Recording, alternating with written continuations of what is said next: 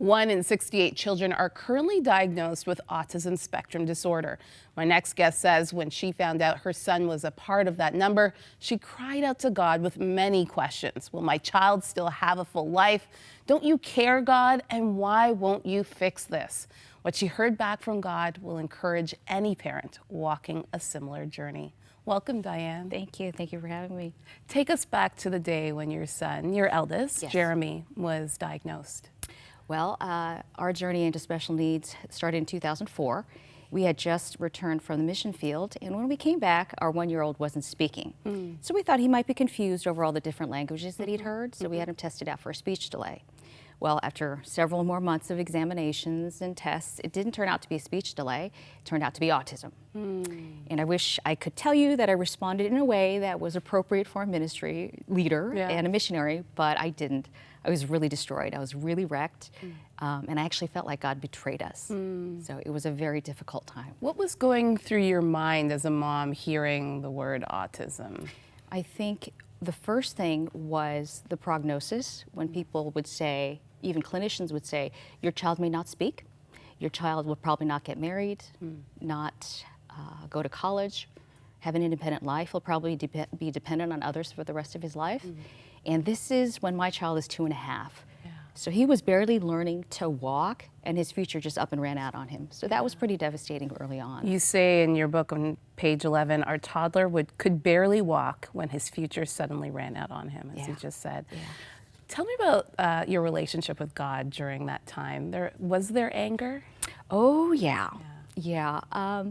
I think it was particularly devastating because we had just stepped off the mission field, and So here you are serving God. You're like, Lord, I've given up everything for you. Yeah, and pretty good, right, God? Yeah. And, you know, we had committed ourselves to full-time ministry, and we thought God has tremendous blessings in store, and he did. It just didn't look the way that we expected it to. So I felt really betrayed, cheated. I felt like, how could he do this to us? You know, we had been striving so hard to be faithful, and this is what we get. And so it was really just devastating. It was ironic because we went to the other side of the planet to tell people about God, and we came back, and this is what I came back to. And so my faith was just completely gutted. And tell me about your community's response. You said that you weren't in favor of some of the responses that you got. Right. At the time, we were blessed to be in a small community, and they really were like family. But I know that for myself and for other special needs families, a lot of the times from the faith community, you might hear things that are well-intended but land not so well. Things like, oh, special needs children are a blessing. God gave you this child because he knew you could handle it. Sometimes you would hear... And tell me why that's wrong, and tell our audience why you felt that was wrong, to hear special needs children are a blessing. Right. Now, 15 years out, I can say definitely, amen, that disability God has repurposed into a blessing. But at the time, when you feel like you've been kicked in the stomach, it's just not what you want to hear at the time. It's kind of like when your child gets a shot. You don't want to tell your child, oh, but this is going to keep you from getting a flu. Right. You just want comfort in that moment. So even though it's well-intended, it's all about timing. Yeah. And I don't know any parent that feels when they receive a diagnosis that I'm qualified for this. I don't want to be this kind of special if special parents get special kids. Yeah. And then later on, you went through miscarriage. And so here you are crying out to God again, saying, why can't my body produce a healthy child? Right. There was a point after Jeremy was diagnosed and the therapists were coming in and out of our house. We had about 40 hours of therapy going on each week.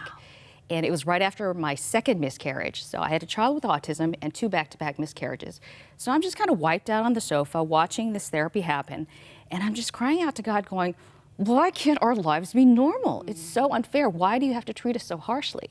And it just so happened that I'm watching my child be treated by the therapist, and she's driving him really hard.